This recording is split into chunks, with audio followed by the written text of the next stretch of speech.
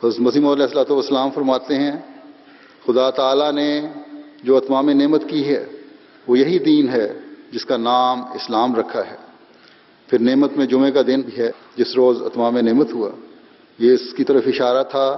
کہ پھر اتمام نعمت جو لیظہرہ علی الدین کلہ کی صورت میں ہوگا وہ بھی ایک عظیم الشان جمعہ ہوگا۔ وہ جمعہ اب آ گیا ہے کیونکہ خدا تعالیٰ نے وہ جمعہ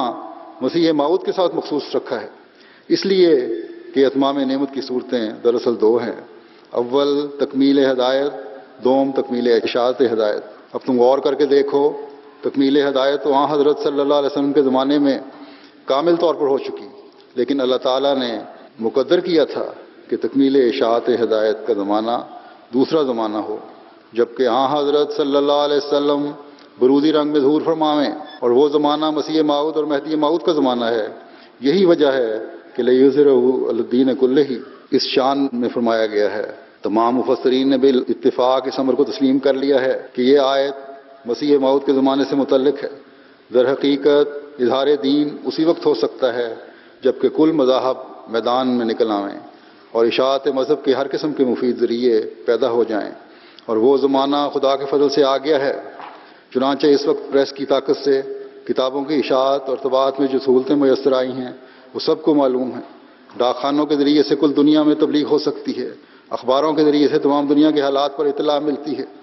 ریلوں کے ذریعے سفر آسان کر دیے گئے ہیں۔ غرض جس قدر آئے دن نئی ایجادیں ہوتی جاتی ہیں اسی قدر عظمت کے ساتھ مسیح موعود کے زمانے کی تصدیق ہوتی جاتی ہے اور اظہار دین کی صورتیں نکلتی آتی ہیں۔ اس لیے وہی وقت ہے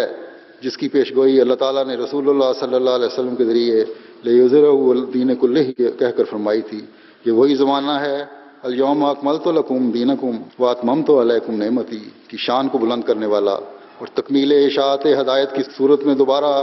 اتمام نعمت کا زمانہ ہے، اور پھر یہ وہی وقت اور جمعہ ہے جس میں وآخرین منہم لما یلحقوا بہم کی پیشگوئی پوری ہوتی ہے۔ اس وقت رسول اللہ صلی اللہ علیہ وسلم کا ظہور بروزی رنگ میں ہوا ہے، ایک جماعت صحابہ کی پھر قائم ہوئی ہے، اتمام نعمت کا وقت آ پہنچا ہے، لیکن تھوڑے ہیں جو اس سے آگاہ ہیں اور بہت ہیں جو ہنسی کرتے اور ٹھٹھوں میں اڑاتے ہیں، مگر وہ وقت قریب ہے کہ خدا تعالیٰ اپنے وعدے کے موافق تجلی فرمائے گا اور اپنے زور آور حملوں سے دکھا دے گا کہ اس کا نذیر سچا ہے۔